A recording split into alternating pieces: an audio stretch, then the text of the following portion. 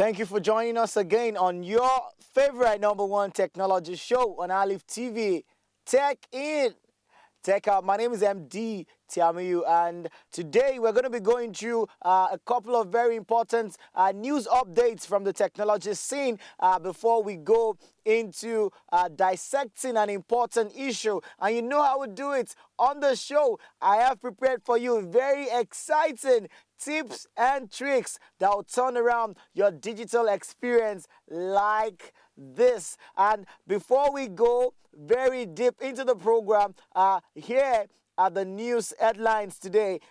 Computer forensics. We are going to be overviewing computer forensics, and also how do you choose a project management software that would serve your organization today and tomorrow. When I come back, I give you details of these news items. Don't go anywhere. The show is Tech In, Tech Out.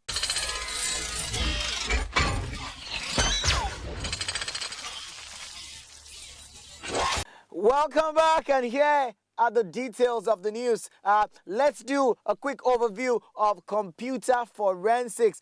If you manage or administer information systems and networks, you should understand computer forensics. Forensics is actually the process of using scientific knowledge for collecting, analyzing, and presenting evidence in the courts. Actually, the word forensics means to bring to the court.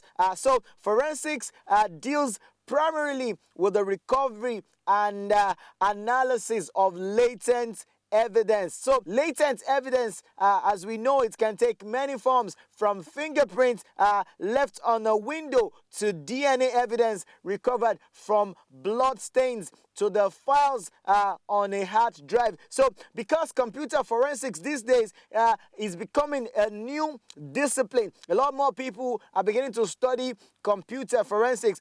So there's little standardization and consistency across the courts and industries. So as a result, it is not yet recognized as a formal scientific discipline, though. So we define computer forensics as the discipline that combines elements of law and computer science to collect and analyze data from computer systems, networks, and also wireless communication and storage devices in a way that is admissible as evidence in a court of law. So we are about to discuss just in a minute how computer forensics is practiced in an effective and legal way. To fully understand the idea of computer forensics, everybody listening to us and people who are interested, paying full attention to the basic technical issues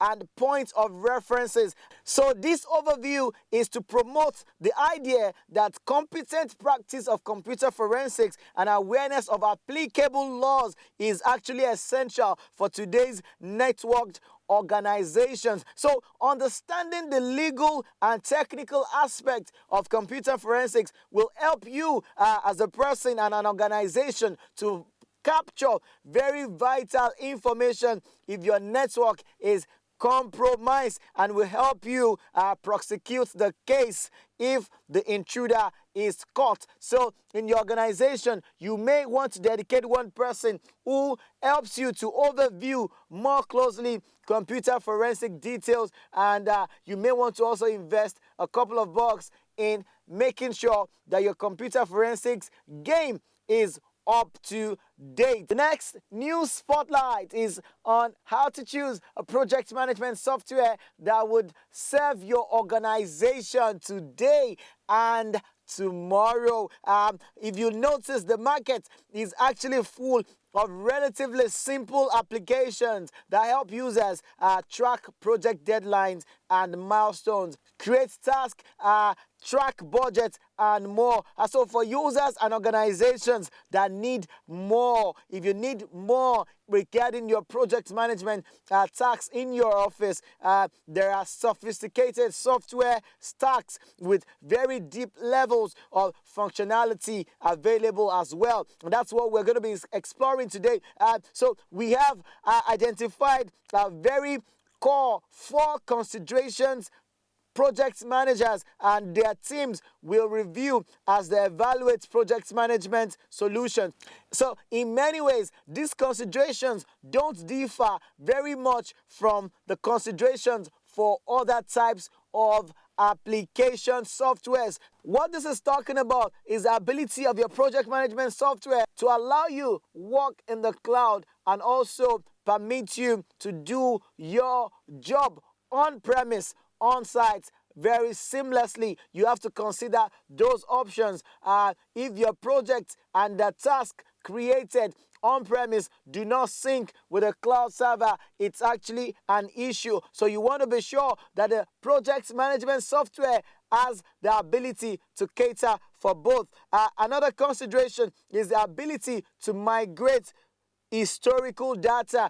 Project management is about tracking deadlines and deliverables. So you must be aware that a project management software that do not allow you to migrate historical data may not be the best for you. Your project management software wants to allow you do more, so it must be able to integrate and communicate with other softwares available for your day-to-day activity in your business. And again, the time and budget required for training project management is a big deal. So when you install in a software, it is required that you take your project managers, the PM units of your organization, through how to use the application. So it must not be too technically difficult to handle, so much so that people find it not interesting to use, and probably they will end up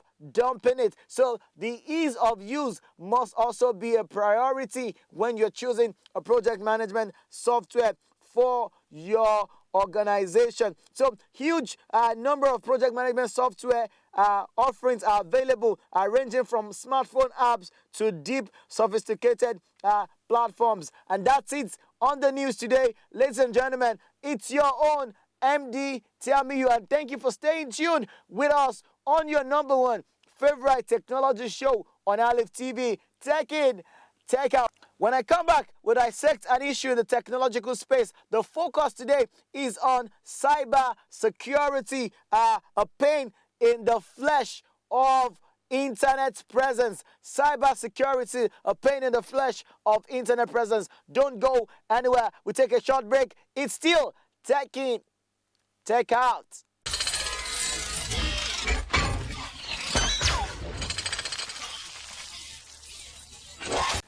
Thank you for staying tuned on the program, and you know how we do it. In this segment, we're going to get really real by getting someone in the technology ecosystem to come talk to us about a technical topic. The theme for today is cybersecurity. You know, cybersecurity is technically a pain in the flesh of internet presence. And joining me in the studio today is a professional. I have Mr. Chibueze Ikedi in the studio with me. He has been a technology risk management consultant for years. He has worked at Zynox Technologies and also at the NCCA. Thank you for joining me on the show today. You know, in Tech in, Tech out, the way we do it is we go really in depth into certain topics. And I know you have been a professional in this area of technology. Yep. So what exactly, when we say cybersecurity, what exactly are we talking about? Okay, to answer that question, I think I would need to back up a bit to explain cyber before we talk of security. Now, the internet, like we all know, came into being in the early 90s, and it has grown to become this massive phenomenon. Now, to be able to secure yourself first, you must have an internet presence. That means you either have a presence via your email, you are doing online banking, you are doing something, you are carrying out an activity online that now requires you to secure it. Because like in everything, there's the good and there's the bad. Okay, so in the online presence, there are people that have made it their life mission to wreak havoc, right, online, to steal your information, to steal your financial data, to make away with your money, to cause havoc in one way or the other. So you need to secure yourself against this kind of people. Oh, So that's what cybersecurity cybersecurity means. is. The tools, the techniques, the ways you work to ensure that you minimize the effect these people have on you and your online presence. Wow, that's super fantastic. Yeah. But with the way the internet is changing, the content on the internet is changing. The amount of users, on the internet is getting very, very well on it. It's growing. The data generated per minute, per second is growing. So, do you think the approach to cybersecurity has changed over the past, the present, and the future of technology that we're looking at? Definitely, security has changed. Now, in the past, we had silos. There were people that had individual stuff they were doing, protecting themselves. Corporations were protecting their data. But now, since the rise of social media and this interconnectedness online, you see that there is now a need for a more interconnected way of defending ourselves online. So security now has changed to become no more like silos. Yeah, definitely you have to protect yourself, but now there are more tools to protect on a broader scale. Let me. I think I should. That's and then the future. We are looking at building out more sophisticated tools because with each passing day, the attacks get more interesting, more deeper, more very. Interesting, you said. Yes, very interesting. Very interesting. I would cite a few examples along the way as Oh, well. great. So, what are the major threats that we have to online presence? What are the major threats? Okay. There are. I would say there are two basic types of threats. Okay. There are the behavioral threats, All right. and then there are the payload-based threats. Great. Now, what are the behavioral threats? Behavioral threats are these threats that leverage on our being human, okay, to cause havoc. Now, they all generally come under what we call social engineering. Social Okay. engineering is me influencing you to take a decision you would not take with your clear mind. Okay, and now examples of attacks based on social engineering, we have something called phishing. Wow. Now, Phishing? Yes, in phishing. I mean, people would think that's about fishes. Is it the kind of No, fish? it's not the F fish. Oh, This great. is the PH fish. Okay? Fantastic. Now, what they do in phishing, I believe most of us that have emails have been victims to this. You get emails or SMS messages telling you that it's from your bank or from a security organization that your account has been blocked. You are required to call XYZ number to change your PIN and all of that. Wow. Now, the goal behind this is to make you provide them with the information they will now use to steal your data. Wow. So ask Fantastic. you, send us your PIN, and a point in case one of my employees, the mom, Oh, great. fell victim to something like this. She Wow. gave them her PIN, or no, elderly woman, and they How, cleaned how, out. how did she give them a pin? I mean, they called. She got a text message that your ATM has been blocked. That you need to call XYZ number. Amazing. To update your PIN. She called them. She gave them her current She PIN. called them. Yes. Oh, She called because she was scared. I Yes. can't withdraw my small money. She gave them her current PIN and they cleaned out her gratuity. oh, this They is. cleaned it out. And this is- that night around 2-3 a.m. she got 3 alerts. Oh my God. And Three 3 alerts. consecutive alerts. Yes. Somebody's. 150, 150, 150. The woman almost died. Oh my. So they influenced her behavior. So that's social engineering, That's technically. social engineering. Now there's phishing, there's farming, there's spoofing. So, and I recall that I have also received such kind of messages from people who tell me my BVN has expired. So, I mean, what do you, as a cybersecurity expert, what do you suggest people do to prevent, and also when it happens, what steps can they take? Okay, now to prevent this from happening to you, there are a couple of things you can do. The first thing is to enable what we call 2FA, two-factor authentication, on your inbox. Now, what 2FA means is that when you try to log in, after you've entered your normal username and password, it usually would send a confirmation text message for you to confirm that actually this is you. Now, almost all email services provide this. Okay. Now, that makes it... But not a lot of people use that. Not a lot of people use it. Okay. So like I said, now with two-factor authentication, you get an SMS after you've entered your initial username and password. It sends an SMS to your registered phone number. Okay, and then Which hopefully the hacker doesn't have. He doesn't have access to. Okay. So with that, he cannot get access, and without that, I mean, they can't log into your account. So your account is practically locked down. Okay. Now, the other thing you need to do is to use ensure that you are using HTTPS. HTTPS is secure HTTP browsing. Now, what that does is it encrypts the traffic between your browser and the servers that you are communicating with. The browser address bar, they usually would write the protocol and then the address. So HTTP or HTTPS. All right. Now, once it's HTTP, it means it's not secure. Okay. Until you see the S behind it. Then it means somebody can read that conversation. Somebody can read any data you are transmitting over there. If you're entering username and password, if it's on HTTP, it sends it in plain text. Oh. So it's not encrypted. So Okay. I can just, anyone that is sitting in between your network can quickly just read that data. Okay. But once it's HTTPS, it encrypts all of those data before it sends them across the network. Oh, great. Okay, then very importantly, you must also subscribe to a VPN service. Now, a VPN is what we call virtual private network. Okay. Now, with a VPN, it hides your identity, it hides your browsing history, not just from attackers now, but also from your ISP, from government, from anybody that is snooping to steal your information. Now, I don't know if it's happened here yet, but in the US, there were cases where these hackers install what we call magnetic strips on ATMs. Wow. So that once you install your ATM card, it reads all that data front and back. Okay, so it has read your 16 digits, it has read the CVV behind. Okay. And then they are able to, once they just by observing you, they can watch the digits you are pressing. And they have all the details of your card. They can go clone your card.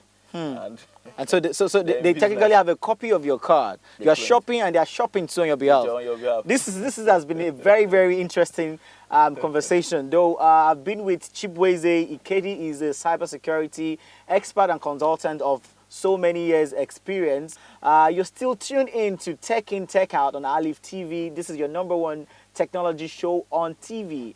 I'll be right here again in the next segment. Don't go anywhere.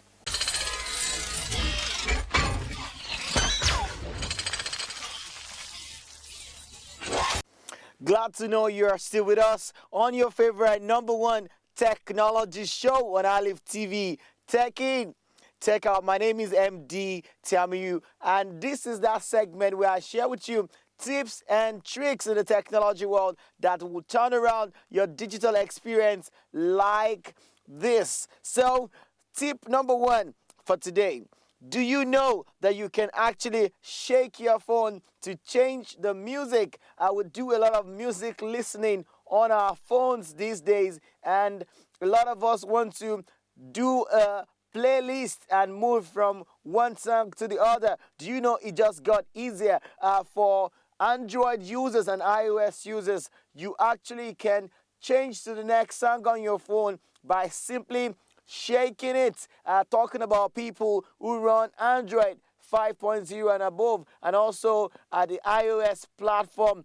Ladies and gentlemen, if you can actually look at your phone under the settings of your music app, you may just find this feature as part of the default features on your phone. But if you cannot find it, it got just easier. You only need to go to the Apple App Store or the Google Play Store to download an application called Shake Music App. When you launch the application on your phone and it begins to play some songs or music for you, you only need to shake it. The application is made by a company called 8650. So that moment that you want to change the song on your phone, all you need to do is shake it. But while you shake it, make sure you don't break it. So that's it. I hope you're gonna try that trick and let's see how enjoyable that gets.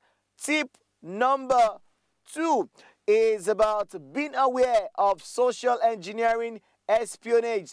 Social engineering is actually a way people online are being fooled to become vulnerable and to give their information out to online hackers. A couple of times they use what they call spoof emails pretending to be from Facebook, for example, and asking you to change your password to 1234567 8. And if you fall for it, it will make a hacker to be able to maliciously get out some information and your security question, and then be able to manipulate your account details. So how do you prevent this malicious activity of social engineering? The very first thing to do, ladies and gentlemen, is to be aware of chats and discussions. When you get into a chat with someone online or a discussion in a forum,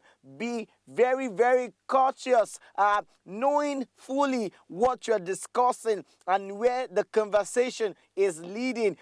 When someone begins to ask you some very personal questions, you should know there is an alarm for trouble just around the corner. You should know there's a possibility of a malicious act just around the corner. Also, you should endeavor to use a tough security question, preferably the one whose answer no one would ever be able to guess and whose answer you would not disclose to anyone. Do not use very simple, easy to guess questions like, what's your favorite color? You probably could have discussed that with a friend in the past, or people who know the color you wear, they would know what your favorite color is. And if that ties to your security question, it's quite easy for social engineering espionages to actually get across. Also, always know that Facebook, Instagram, Twitter, and all of these platforms would never ask you to change your password to 1234567 8, for example. If you get something like that, be sure and be aware that it's most likely from a social engineering espionage.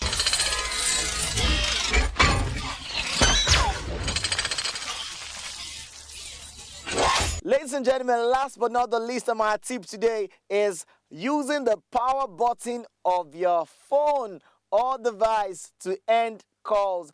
So a lot of times when we're making calls, it's tough and looking where the red button is. So you may want to just press one button, which is the power button, to end your calls. But you need to be able to tell your phone to do that. And on Android and also the iOS phones, you have the ability to change that in your settings. All you need to do is open the settings of your phone and then scroll down. You are going to see a portion of that settings labeled accessibility. When you open the accessibility menu, you will see the option down on the screen saying power button ends call. All you need to do is toggle that feature to the right. When you toggle it to the right, the next time your phone rings and you are done with that call, you don't need to stress yourself trying to see how to end the call. All you need to just do is tap the power button and the call ends. That's a trick, right? I want you to try it and let's know how it feels. If you enjoyed, use the hashtag #TechIn. Take out, no spaces. I look forward to reading from you and your experiences. It's still your own MD Tiamiyu. That's it for today on Tech Tips and Tricks on your #1 favorite technology show on Aleeftv. Tech in, tech out. Before I go, the tech quote for this week is about Michael Dell. Michael Dell is an American and the founder of Dell Computers. He is known for revolutionizing the PC commerce. Michael Dell has this to say, and I want to quote now. You don't have to be a genius or a visionary or even a college graduate to be successful. You just need a framework and a dream. That's it for today on your favorite technology show on Aleeftv. Tech in, tech out. Till next time that I come your way again with amazing gist from the technology world. My name remains MD Tiamiyu. Stay digital.